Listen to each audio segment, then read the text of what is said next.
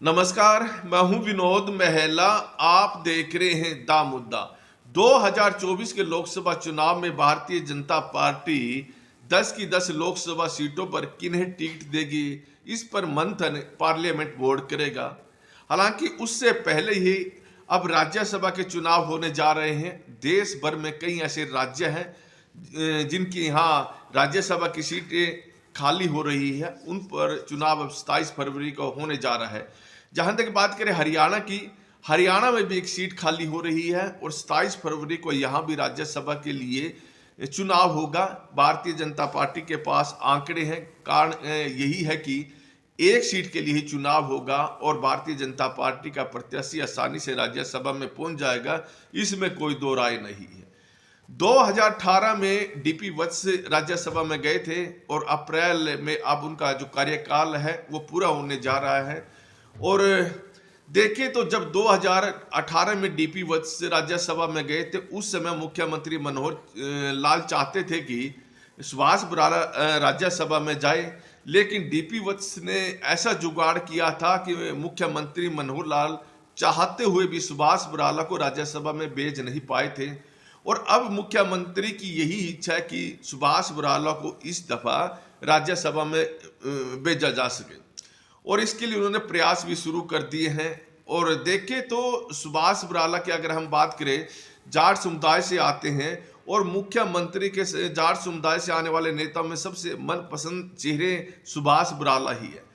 2019 के विधानसभा चुनाव में हरियाणा में जो सबसे बड़ी हार हुई थी वो सुभाष बराला की हुई थी। और देखें तो उसके बाद भी मुख्यमंत्री मनोहर लाल ने उनको कई अहम ओहदे दिए हैं और इसका कारण यही माना जाता है कि वो उनके मनपसंद चेहरे हैं और जब भी वो चाहते हैं सुभाष बराला के नाम को आगे कर देते हैं। तो दूसरा देखें तो दूसरा जो नाम सामने आ रहा है वो मुख्यमंत्री मनोहर लाल के साथ जिनका 36 का आंकड़ा काफ़ी दिनों से चल रहा है, वो भारतीय जनता पार्टी के राष्ट्रीय सचिव ओम प्रकाश धनखड़ का है। और ओम प्रकाश धनखड़ और मुख्यमंत्री मनोहर लाल की बहुत कम बनती है और मुख्यमंत्री मनोहर लाल ने ही पिछले कुछ महीने पहले ही ओम प्रकाश धनखड़ को प्रदेश अध्यक्ष से छुट्टी करवाने में बड़ी भूमिका निभाई थी और अपने मनपसंद चेहरे नायब सिंह सैनी को प्रदेश अध्यक्ष बना दिया था। लेकिन जो भारतीय जनता पार्टी की हाईकमान है वहां ओम प्रकाश धनखड़ का कद भी काफी बड़ा है और यही कारण है कि उनको प्रदेश अध्यक्ष पद से जब हटाया गया, यानी उनका कार्यकाल आगे नहीं बढ़ाया, तो उनको राष्ट्रीय सचिव बनाया गया। तो ऐसे में ओम प्रकाश धनखड़ राज्यसभा में जाना चाहते हैं और वो पिछली दफा 2019 के विधानसभा चुनाव में बादली विधानसभा से चुनाव हार गए थे और बादली विधानसभा वो भूपेंद्र सिंह हुड्डा के जहां पर ज्यादा प्रभाव है, जो भूपेंद्र सिंह हुड्डा का गढ़ माना जाता है, उसमें पड़ती है। ऐसे में ओम प्रकाश धनखड़ को विधानसभा चुनाव में 2024 में भी दिक्कत आ सकती है। तो ऐसा माना जा रहा है कि वो राज्यसभा में जाना चाहते हैं और बताते यही है कि जो पार्टी के राष्ट्रीय अध्यक्ष है जेपी नड्डा, उनकी रुचि ओम प्रकाश धनखड़ में है, ना कि सुभाष बराला में, और उनका नाम वो आगे कर रहे हैं। तो इसका फायदा यह भी हो सकता है कि 2024 के जब लोकसभा चुनाव होंगे या उसके बाद विधानसभा चुनाव होंगे, जो जाटों की नाराजगी है तो उसे दूर करने का प्रयास किया गया। हालांकि कुछ राजनीतिक विशेषज्ञ मानते हैं कि ओम प्रकाश धनखड़ को राज्यसभा में भेज दे या फिर सुभाष बराला को भेज दे तो जाट समुदाय भारतीय जनता पार्टी से खुश हो जाएंगे, ऐसा दिखाई नहीं दे रहा। उनकी नाराजगी बनी रहेगी। 2019 के चुनाव में भी जाट समुदाय भारतीय जनता पार्टी से नाराज था। कारण साफ था कि जो 5 जातियों के लिए उन्होंने आरक्षण आंदोलन किया था, तो उसमें काफी देश हरियाणा के अंदर काफी बवाल मचा था, कहीं जाने भी गई थी।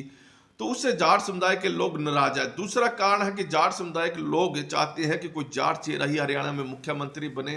वो गैर जाट चेहरे को नापसंद कर रहे हैं, तो उनकी इच्छा यही है कि जाट चेहरा ही मुख्यमंत्री बने। लिहाजा वो भूपेंद्र सिंह हुड्डा के इर्द गिर्द ज्यादा जुड़े हुए हैं और कांग्रेस पार्टी के 2019 में जो ज्यादा सीटें मिली थी उसका कारण यही माना जा रहा है। ऐसे में बेसिक राज्यसभा में ओम प्रकाश धनखड़ या सुभाष बराला को भेज दे तो जाट समुदाय खुश होगा। भारतीय जनता पार्टी से ऐसा भी दिखाई नहीं दे रहा। खैर, एक जानकारी यह भी मिल रही है कि जो पार्टी के जो राष्ट्रीय अध्यक्ष हैं जेपी नड्डा, वो भी हरियाणा से राज्यसभा में जा सकते हैं। इस तरह के जानकारी भी सामने आ रही है।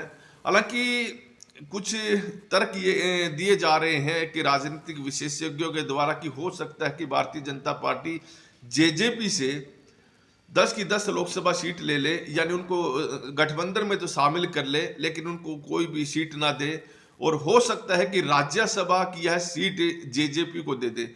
यह एक वर्ग जो राजनीतिक विशेषज्ञ है, राजनीतिक पंडित है, उनका कहना। हालांकि लग नहीं रहा कि भारतीय जनता पार्टी ऐसा करेगी, क्योंकि भारतीय जनता पार्टी को राज्यसभा में ज्यादा सदस्यों की जरूरत है। कई बार जब भी बिल पास करवाने होते हैं तो वहां उनके पास जो आंकड़े हैं वो कम रह जाते हैं, दूसरों का सहयोग लेना पड़ता है। तो भारतीय जनता पार्टी नहीं चाहेगी कि एक ये जो सीट है वो जेजेपी को दिया जाए, और वहां अगर भारतीय जनता पार्टी की तरफ से ये सदस्य जाएगा तो इससे भारतीय जनता पार्टी की जो स्थिति हो ज्यादा मजबूत होगी। खैर, देखने वाली बात रहेगी भारतीय जनता पार्टी किनको चेहरा बनाएगी, और यह भी हो सकता है कि किसी ऐसे चेहरे को भेज दे जो भारतीय जनता पार्टी का पुराना कार्यकर्ता हो और उस जाति से कभी राज्यसभा में नहीं गया हो। राजपूत भी हो सकते हैं, रोड भी हो सकते हैं, कि कोई दूसरा चेहरा भी हो सकता है। लेकिन ये तमाम जो चीजें हैं, इस पर जब राज्यसभा के लिए मंथन किया जाएगा, 2024 के लोकसभा और विधानसभा चुनाव को ध्यान में रखते हुए किया जाएगा।